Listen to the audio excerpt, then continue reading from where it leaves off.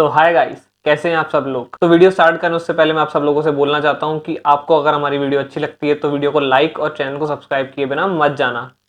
Channel को subscribe कर दो यार, जब तक चैनल को सब्सक्राइब नहीं करोगे मुझे पता कैसे पड़ेगा कि लोगों को मेरा कंटेंट पसंद आ रहा है। तो चलिए आगे बढ़ते हैं और डिस्कस करते हैं आज का टॉपिक कि कैसे यूपीआई ने इंडियन इकोनॉमी को बदल के रख दिया।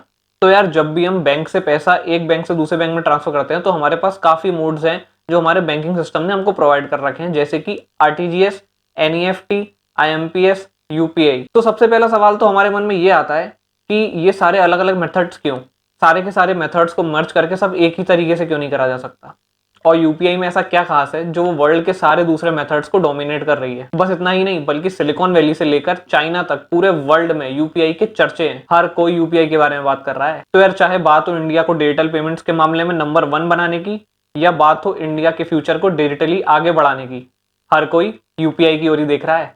इनफैक्ट इकोनॉमिक्स टाइम्स ने तो ये भी पब्लिश कर दिया था कि यूपीआई के आने के बाद टॉफीज का धंधा पिट गया है, उनके धंधे पे काफी इफेक्ट पड़ा है, क्योंकि अब दुकानदार छुट्टे पैसे के बदले टॉफी नहीं देते। यूपीआई के आने के बाद जितना अमाउंट है उतने का उतना ही सीधा सीधा यूपीआई आपके बैंक अकाउंट में ट्रांसफर कर देती है।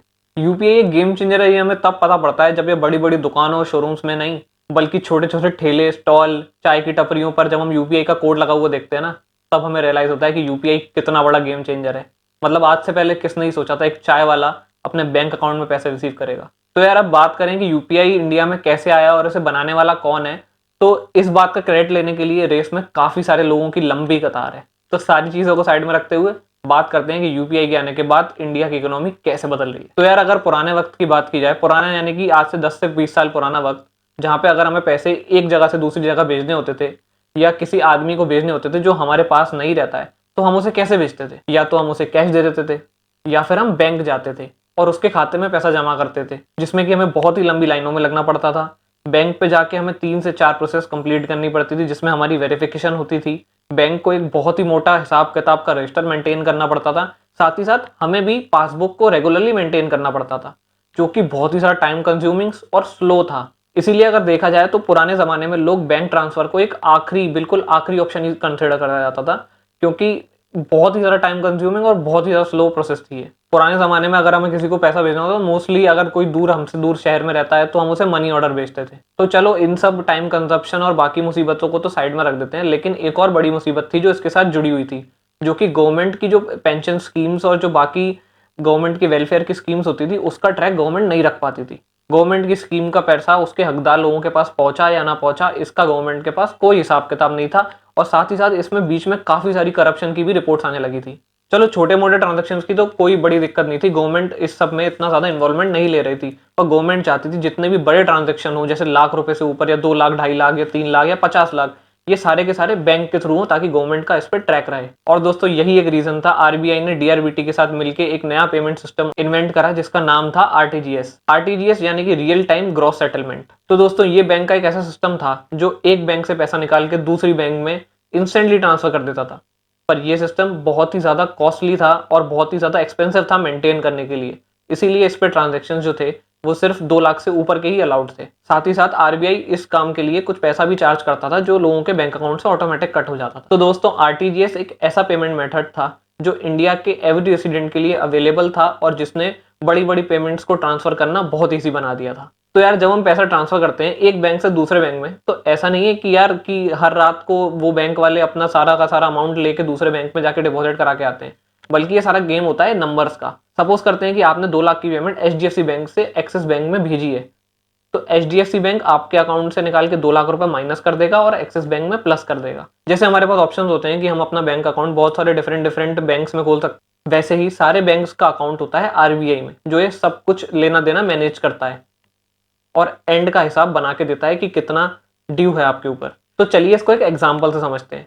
सपोज करिए कि आपके पेटीएम वॉलेट में 2000 रुपए पड़े हैं। अब वो पैसे आपने मुझे मेरे वॉलेट में भेज दिए और वो मेरे वॉलेट में आ गए। तो यहाँ पे हुआ क्या कि सिर्फ नंबर से नंबर ही एक्सचेंज हुए हैं, लेकिन एक्चुअली में पैसा जो है वो पेटीएम के हाथ में ही है। लेकिन अब बात करते हैं कि जो 2000 रुपए मुझे मिले, मैंने वो अपने बैंक अकाउंट में ट्रांसफर कर लिए हैं, तो पेटीएम का जितना भी पैसा होगा वो मेरे हाथ में हो जाएगा। वैसे ही जब तक आरबीआई अपनी फाइनल रिपोर्ट नहीं देता तब तक ये बैंक आपस में सिर्फ नंबर गेम ही खेलते हैं। अब यार देखो, चाहे वो एचडीएफसी बैंक हो, आईसीआईसी बैंक हो, एक्सिस बैंक हो या कोई भी अदर बैंक हो, वो सब के सब आपस में कॉम्पिटिटर हैं और ये अपना डाटा किसी के भी साथ शेयर नहीं करना चाहते, ना ही वो चाहते हैं कि उनके कस्टमर्स आपस में एक दूसरे के बैंकों में जाके अपना अकाउंट खुलवाएं। लेकिन फिर भी हम देखते हैं कि सारे के सारे इंटरबैंक ट्रांजैक्शन डेली बेसिस पर हो रहे हैं। तो ये कैसे हो रहे हैं मैं बता देता हूँ। ये काम करता है आरबीआई। तो सपोज करते हैं कि मैंने किसी को 2 लाख रुपए आरटीजीएस के थ्रू भेजे, तो सबसे पहले आरबीआई ये चेक करेगा कि मेरे अकाउंट में 2 लाख रुपए हैं कि नहीं है। उसके बाद आरबीआई जाकर रिसीवर के बैंक को बताएगा कि इस बंदे के अकाउंट में फलाने पैसे हैं, और दूसरा बैंक उतना ही अमाउंट रिसीवर के अकाउंट में प्लस कर देगा। तो दोस्तों कुल मिला के बात ऐसी है कि सारी बैंक्स जो हैं वो आपस में एक दूसरे को ट्रस्ट नहीं करती हैं, लेकिन सारी की सारी बैंक आरबीआई को ट्रस्ट करती हैं और उन्हें पूरा भरोसा है कि आरबीआई कभी भी उनके संग कोई फ्रॉड नहीं करेगा और कोई भी सेंसिटिव इन्फॉर्मेशन एक दूसरे के बैंक के साथ नहीं शेयर करेगा। तो दोस्तों देखा जाए तो आरटीजीएस और एनईएफटी के पहले भी एक पेमेंट मेथड था जिसका नाम था ईसीएस। ईसीएस बेसिकली यूज होता था बल्क पेमेंट्स के लिए, या बल्क नंबर ऑफ यूजर्स को किसी को पैसा भेजना है तो उसके लिए ईसीएस का यूज होता था। हालांकि ये अपने जमाने के हिसाब से बहुत ही एडवांस था और बहुत ही रिलायबल था, लेकिन वक्त के चलते चलते वो कम्पीट नहीं कर पाया और उसके फीचर्स काफी कम पड़ने लगे। इसीलिए 2004 में गवर्नमेंट ने इंट्रोड्यूस करा आरटीजीएस। खैर आरटीजीएस तो 2 लाख से ऊपर की पेमेंट के लिए था, पर गवर्नमेंट को बहुत ही जल्दी रियलाइज हो गया कि छोटी छोटी पेमेंट्स करने के लिए भी कोई पेमेंट मेथड की बहुत ज्यादा जरूरत है। इसीलिए अगले ही साल 2005 में उन्होंने एनईएफटी लॉन्च कर दिया। अब देखा जाए तो एनईएफटी का जो मेथड था ये बहुत एक्सपेंसिव था और छोटी छोटी पेमेंट्स के हिसाब से इसका खर्चा निकालना बहुत मुश्किल हो जाता। इसीलिए इसकी जो पेमेंट होती है वो लॉट में होती है। लॉट से मेरा मतलब है कि अगर आपने किसी को पैसा भेजा है तो वो इंस्टेंटली सामने वाले के अकाउंट में नहीं पहुंचता है, वो पहुंचता है 1 घंटे बाद, जब बहुत सारे ट्रांजेक्शन्स बैंक के पास इकट्ठे हो जाते हैं। बट यार 1 घंटे का लंबा इंतजार और ये फीचर इतना ज्यादा हैंडी ना होने की वजह से गवर्नमेंट ने कुछ समय बाद एक नया फीचर लॉन्च करा 2010 में, जिसका नाम था आईएमपीएस। और ये पैसा सेंडर के बैंक से निकल के रिसीवर के बैंक में सिर्फ कुछ ही सेकंड्स में मिल जाता है। आईएमपीएस का जो सिस्टम है वो सिम वेरिफिकेशन बेसिस पे काम करता है। आप लोगों ने नोटिस करा होगा कि अगर आपके फोन में आपकी बैंक अकाउंट नंबर से लिंक्ड अगर सिम नंबर नहीं है तो आपका जो बैंक अकाउंट का ऐप है वो नहीं काम करता है। हालांकि यूपीआई में भी यही सेम फीचर का यूज होता है। जैसे आरबीआई आरटीजीएस और एनईएफटी हैंडल करता है, एनपीसीआई ने आईएमपीएस बनाया और एनपीसीआई ने ही यूपीआई भी इन्वेंट करा। एनपीसीआई एक एसोसिएशन है जो 13 public sector banks, 15 private sector banks, एक फॉरेन बैंक, 10 कोऑपरेटिव बैंक और 7 रीजनल बैंक का मिला जुला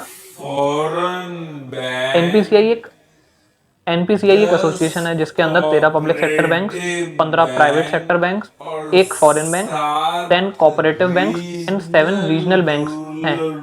तो यार चलो बात करते हैं यूपीआई के बारे में, जो सबसे पहले रघुराम राजन और दिलीप वसबे ने इंट्रोड्यूस करा था। तो यार अगर शॉर्ट में बताऊं तो यूपीआई ज्यादा कुछ नहीं बल्कि आईएमपीएस का एक अपग्रेडेड वर्जन है। आईएमपीएस बहुत ज्यादा फास्ट तो था, लेकिन उसमें एक प्रॉब्लम थी कि आपके पास रिसीवर का बैंक अकाउंट डिटेल और उसके आईएफएससी डिटेल्स होना बहुत जरूरी है। यूपीआई ने इस प्रॉब्लम को सॉल्व करा और एक क्यूआर कोड के जरिए इंस्टेंटली आप एक बैंक से पैसा दूसरे बैंक में भेज सकते हैं। UPI basically virtual payment address पे वर्क करता है, यानी कि वीपीए, जिसके जरिए यूजर्स बिना अपनी प्राइवेट इन्फॉर्मेशन शेयर करे आपस में पैसे का लेन देन कर सकते हैं। ये एक रिवॉल्यूशनरी कॉन्सेप्ट था जिसने पूरी इंडिया की इकोनॉमी को बदल के रख दिया। तो यार अब हम लोग सोच रहे होंगे कि पैसा चाहे 1 रुपए भेजना हो चाहे 1 लाख, जाना तो पैसा हमारे बैंक से ही है, तो क्यों ना इन सारे मेथड्स को मर्ज करके एक ही बेटर ऑप्शन बना लेते हैं ना। तो यार देखो ये सारे के सारे मेथड जो है ना, इनके सॉफ्टवेयर और उनके कॉन्सेप्ट दोनों बहुत अलग अलग है और इंडिया का इतना बड़ा यूजर बेस जो डेली डिजिटल पेमेंट्स करता है, उनको एक ही पेमेंट मेथड पे शिफ्ट करना रिलायबल नहीं है। इसीलिए जब भी कुछ अपग्रेडेशन करना होता है तो गवर्नमेंट एक नया सिस्टम ही लॉन्च करती है। बट अगर देखा जाए तो यूपीआई आज के समय में सारे के सारे और अदर मेथड्स को डोमिनेट कर रही है, वो भी एक हैवी मार्जिन से। ऑल्सो इस बार अगर आपने नोटिस करा होगा तो गवर्नमेंट ने इस टेक्नोलॉजी का शेयर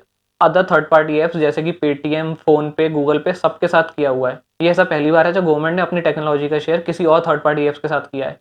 अगर आप देखें एनईएफटी और आरटीजीएस या फिर आईएमपीएस, इनके साथ कभी भी ऐसा नहीं करा गया। हालांकि ये बहुत ही सेफ तरीके से इनके साथ शेयर करा गया है जिससे कि सेंडर और रिसीवर दोनों का डेटा सेफ रहे। तो यार यूपीआई सिर्फ इंडिया के पेमेंट मेथड्स को ही डोमिनेट नहीं कर रहा, बल्कि ये ग्लोबल लीडर्स को भी डोमिनेट कर रहा है, बल्कि ये ग्लोबल जाइंट्स को भी बहुत अच्छी तरीके से डोमिनेट कर रहा है, जैसे कि वीजा और मास्टर कार्ड। और साथ ही साथ यूपीआई ग्लोबली भी अपनी इन्फ्लुएंस बढ़ाता जा रहा है और बहुत स्ट्रांग होता जा रहा है। तो यार वैसे अगर किसी को भी इंटरनेशनली पेमेंट करनी होती थी या रिसीव करनी होती तो उसे स्विफ्ट का यूज करना पड़ता था, जो कि एक यूएस की ऑर्गेनाइजेशन है। तो अगर आप सोच रहे हैं कि उसमें ऐसी बड़ी क्या प्रॉब्लम हो गई, तो मैं आपको एक एग्जांपल देता हूं। जैसे कि अभी रशिया और यूक्रेन की वॉर चली थी तो स्विफ्ट ने रशिया को बैन कर दिया था, जिससे रशिया इंटरनेशनल मार्केट से सीधा सीधा किक्ड आउट हो गया था। बट अगर यूपीआई सक्सेसफुली पूरे वर्ल्ड में इम्प्लीमेंट हो जाती है तो इंडियन पॉलिटिकल प्रेशर से हमेशा दूर रह सकता है। करंटली एनपीसीआई ने यूपीआई के एक इंटरनेशनल फॉर्म को एनआईपीएल के नाम से लॉन्च करा है, जो कि बेसिकली इंटरनेशनल पेमेंट्स के लिए फोकस होगा। करंटली एनआईपीएल बड़ी बड़ी कंट्रीज जैसे Dubai, Singapore,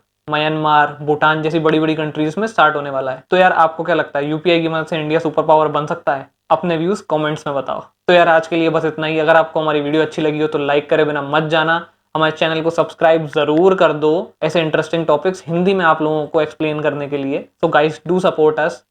take care, bye, happy Diwali.